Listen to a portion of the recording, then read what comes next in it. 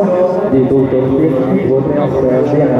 Šodien tiekam FC Daugavpils un Daugavpils Ventspils. FC Daugavpils.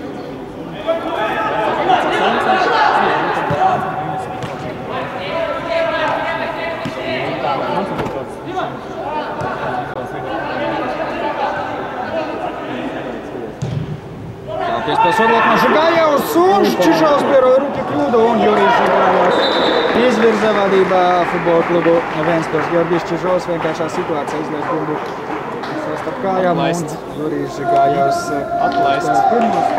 Ventspils vārtus šajā ziemas kausa izcīņa. 1-0 futbola klubs Ventspils un nākās vārtus nākās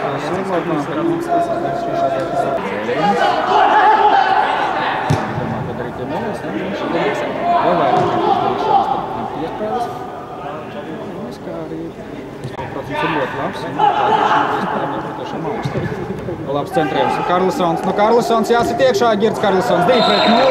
Ļoti skaisti izspēlēts un pilnīgi nepiesaka spēlēt. Girds Karlsons vienkārši viegli apstrādā šo te bumbu, sagatavojas sitienam no Čižovu un sit precīzi.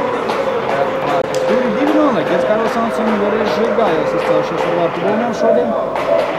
Šodien jāpiestrādā pie aizstāvības. Ļoti labi spēlē.